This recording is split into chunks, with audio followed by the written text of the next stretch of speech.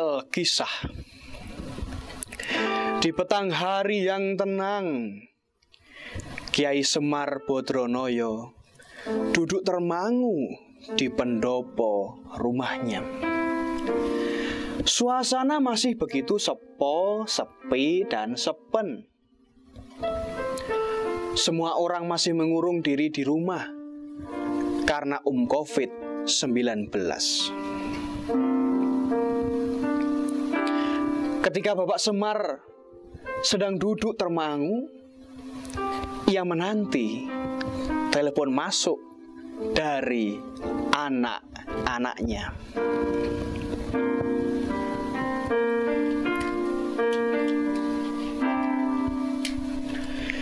Hidup ini adalah kesempatan.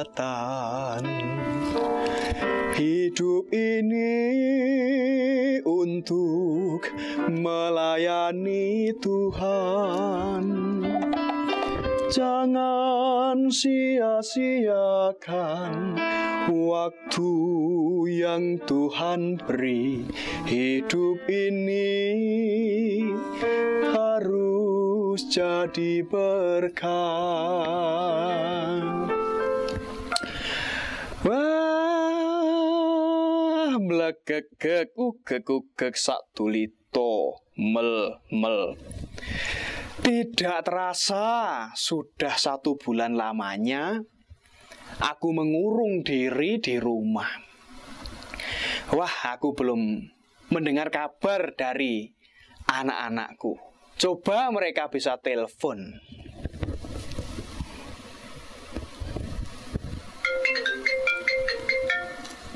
Wih, anak-anakku ini. Halo. Weh, halo Pak. Wah, selamat Paskah Bapak Semar, selamat Paskah. Wah, gareng ini ya, gareng. Selamat Paskah.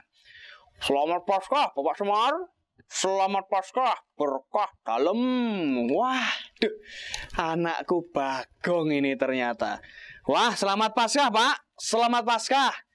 Weh, anakku Petro ini ya, Petro, selamat Paskah. Wah, selamat Paskah juga Pak. Wah, gimana ini anak-anakku kabarnya? Semoga anak-anakku semua kabarnya baik. Aku kok pengen mendengar ceritamu masing-masing. Gimana kalian merayakan Paskah? Wah, jadi begini Pak.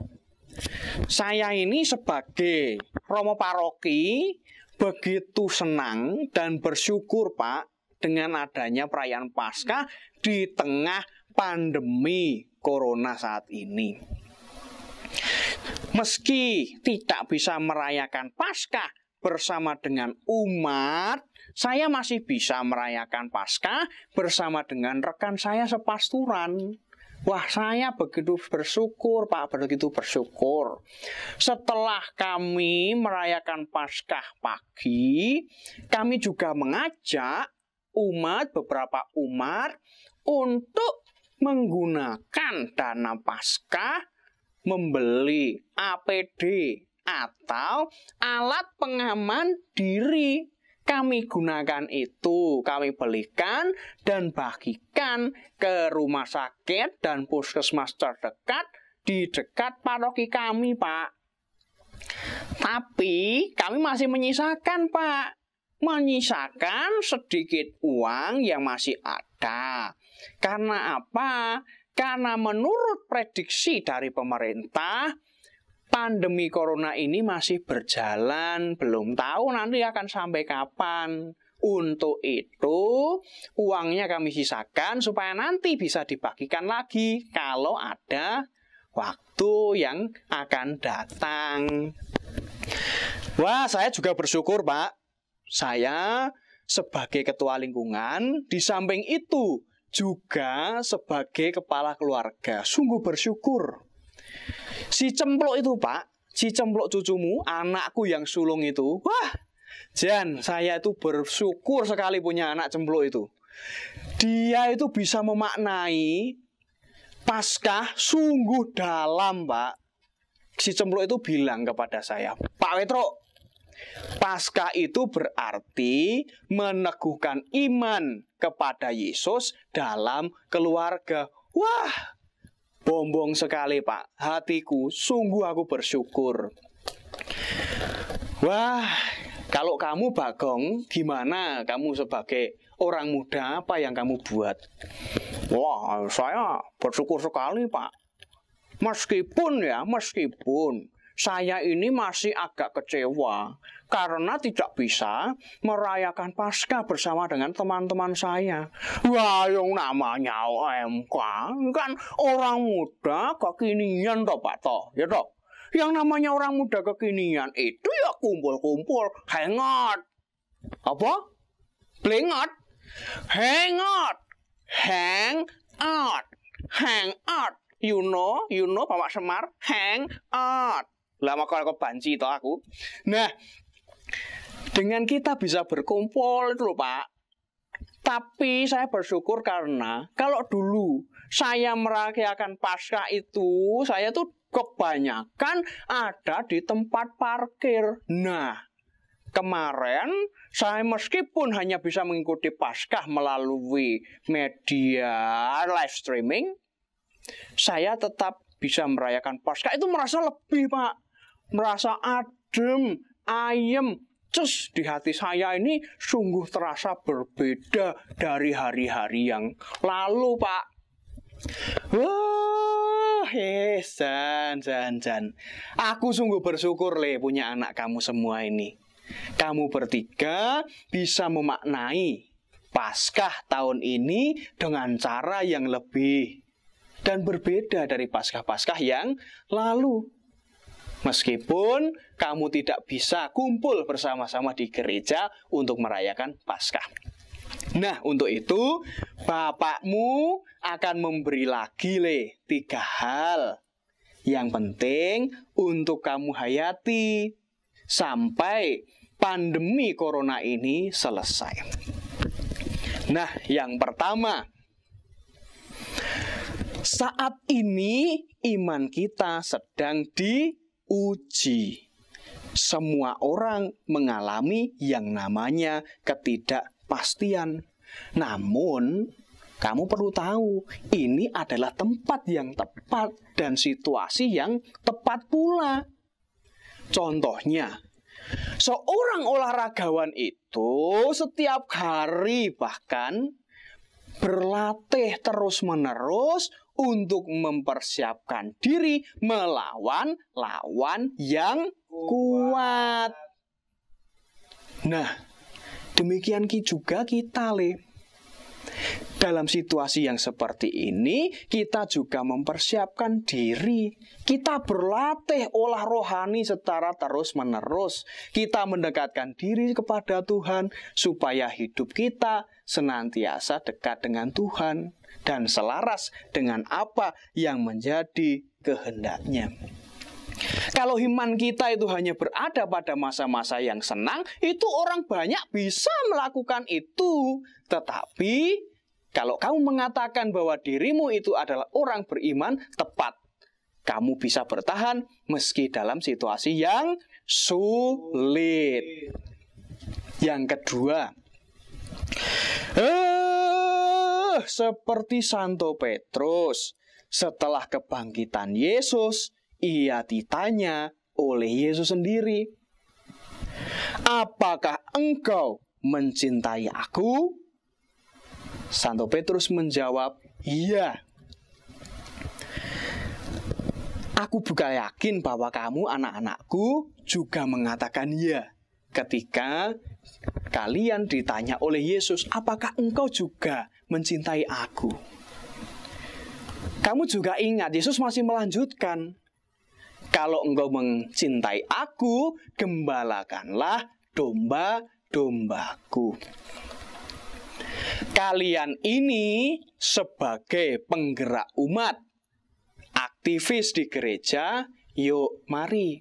Bapakmu ini mau mengingatkan kamu, supaya kamu mengingat jati dirimu sebagai orang-orang atau tokoh-tokoh di dalam gereja. Kamu gareng, Kamu sebagai romo paroki, sebagai seorang imam, tugasmu tidak hanya untuk misa, tetapi tugasmu juga menguatkan hati umat. Bagaimana caranya?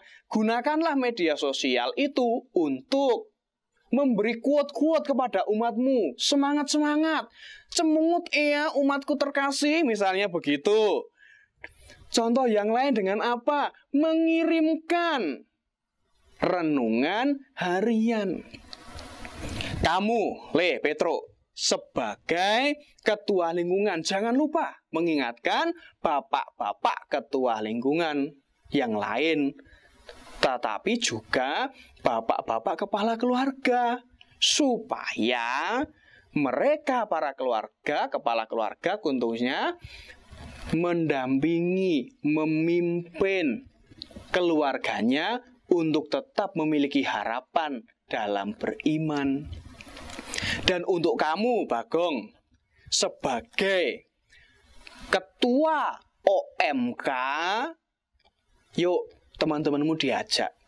Buatlah kegiatan yang produktif, yang positif. Tidak hanya dari pagi sampai sore membuka Instagram, sosmed. Nanti dilanjut malam sampai pagi nge-game online. Itu tidak positif, Coba dibuat hal yang lain dengan media sosial itu. Kamu juga bisa membuat hal-hal yang baik, yang bisa mengembangkan. Nah, dan yang ketiga, kita tahu bahwa situasi ini tidak akan terus-menerus terjadi. Nanti akan ada waktunya untuk selesai dan kita bisa berkumpul bersama-sama lagi di gereja, di lingkungan. Untuk itu, yuk ingat 3 hal yang penting yang dikatakan di dalam kitab suci adalah iman, harapan, dan kasih. Iman berbuah dalam harapan dan orang yang berpengharapan membuah dalam kasih. Dan kasih itu diwujudkan dalam cara apa? Misalnya, jangan lupa mendoakan orang-orang yang sakit supaya mereka lekas sembuh. Jangan lupa doakan para tenaga medis, para perawat dokter yang ada di garda depan kesehatan. Dan lebih dari itu, bagi mereka saudara-saudara kita yang sudah meninggal, semoga mereka diterima oleh Allah Bapa dan ditempatkan bersama dengan para kudusnya di surga. Gimana, menurutmu? Wah, Bapak Semar itu paling jos, top, Marco top. Pokoknya. Terima kasih, Pak. Wah, aku juga terima kasih, Bapak Semar.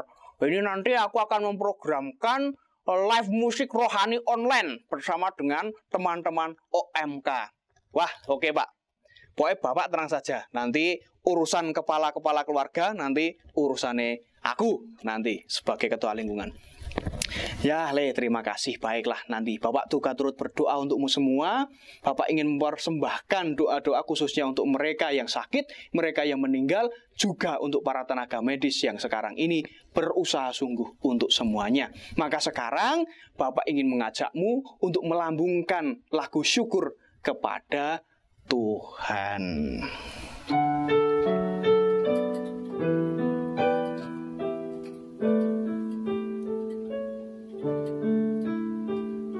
Syukur kepadamu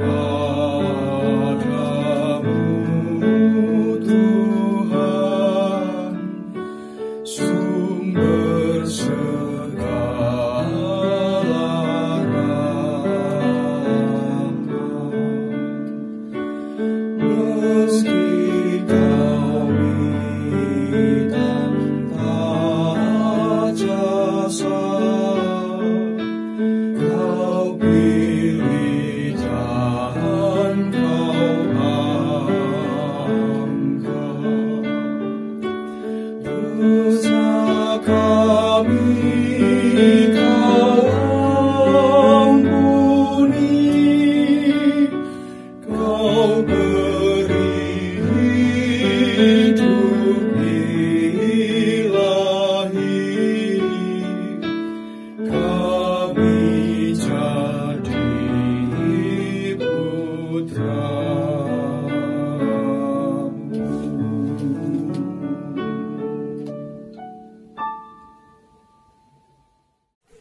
tetap tinggal di rumah dan jangan lupa bahagia. Annyeonghaseyo.